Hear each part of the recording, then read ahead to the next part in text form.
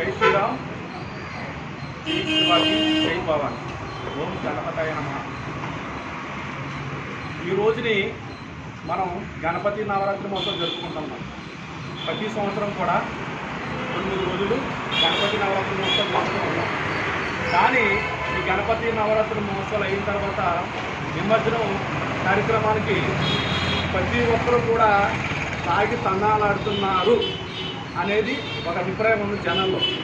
అభిప్రాయం కాదు, అది నిజమే. అది మన వినాయకుడు అవగానే 9 రోజులు ఎంతో నిష్ఠగా ఉంటారు. కానీ 9 రోజు లాస్ట్ వచ్చేసరికి ప్రతి ఒక్కరు కూడా తాగేసి చిందులేసుకుంటూ ఏదో గొడవలు పెట్టుకుంటున్నారు అనే ఒక అపోహ కాదు, అది నిజమే.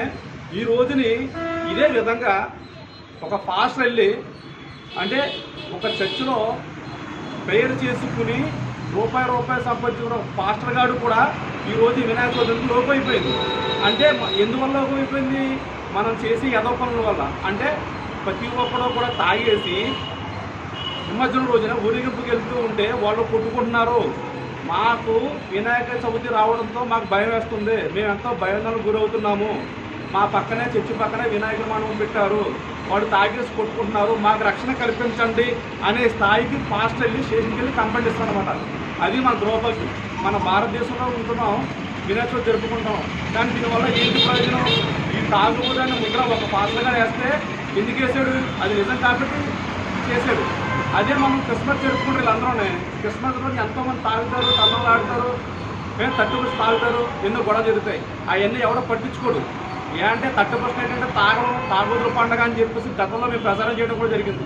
కానీ దాన్ని ఏ ఒక్క హిందువుడు ఖండించడు. కానీ ఈ రోజుని వినాయక చవితి గణేష్ నిమజ్జనానికి మాత్రం మాస్టర్లు వెళ్ళి స్టేషన్లో కంప్లైంట్ చేస్తున్నారు. ఏంటి వీళ్ళు తాగేసి కొడేసుకున్నారని చెప్పేసి. అంత దౌర్భాగ్యం మనకెందుకు? మీరు తాగితేనే కానీ నిమజ్జనం చేయలేకపోతున్నారా? లోకమాన్య తిలక్ ఆయన అంటే ఎవరికో తెలియదు.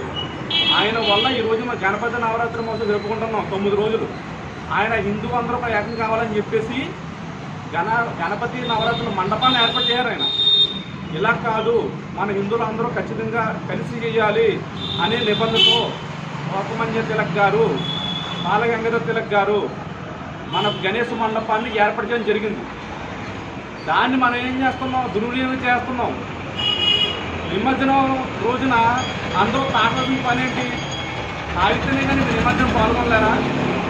ఈ విధంగా తాగడం వల్ల మన ఎట్లకి ఎంత లోపైపోతున్నాం అది ఆలోచించండి. తర్వాత ఇంకోటి మిత్రులారా, మనం ఈ గణపతి నవరాత్రులు అయిన మరుక్షణం ప్రతి ఒక్కరూ కూడా ప్రతి గ్రామంలో ఏదైనా చర్చి ఉంటే కనుక ఆ చర్చికి మైక్ పర్మిషన్ ఉందా, పొల్యూషన్ సర్టిఫికెట్ ఉందా, పర్మిషన్ ఉందా లేదా చర్చికి, ఆ చర్చిని ఎలా నిర్మించారు, ఎవరు పర్మిషన్ ఇచ్చారు, అవన్నీ నిలదీయాలి. మీరు అందరూ కూడా మండపానికి మనం పర్మిషన్ తీసుకుని ఇక్కడ మండపం పెడుతున్నాం. అలాంటిది ప్రతి గ్రామంలో కూడా ఒక చర్చి పెడుతున్నారు. ఆ చర్చికి పర్మిషన్ ఉంటుందా? అది ఎవరన్నా అడుగుతున్నారా? అంటే హిందువులు గొర్రెలు కాబట్టి, అందరూ గొర్రెనా కొడుకులు కాబట్టి, అంటే మనం గొర్రెనా కొడుకులం కాబట్టి ఏ ఈదులోని ప్రతి సందులో ప్రతి బొక్కలో కూడా ప్రతి ఒక్కరు చర్చి పెడుతున్నారు. మనం ఈదుల్లో ఓడవాడలో వినాయకులు పెట్టుకుంటున్నాం. దానికి పర్మిషన్ చేస్తున్నామా లేదా? ఎంత కడుతున్నాం మనం అమౌంట్? దానికి కూడా ఈ నా కొడుకులు కంప్లైంట్ చేసి వాడు తాగేసి తన్నలు ఆడుతున్నారు, మాకు ప్రాణాయామం చేసి కంప్లైంట్ ఇస్తున్నారు. అది ఎంతవరకు సమంజసం?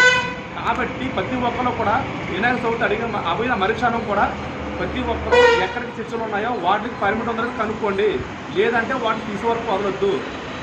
ఈ విధంగా నేను తెలుసుకోండి. నేను నా అనుభవంతో చెప్తున్నాను. ఈ రోజున ఒక కంప్లైంట్ వచ్చింది కాబట్టి నాకు తెలిసింది, అదే మీకు వివరిస్తున్నాం.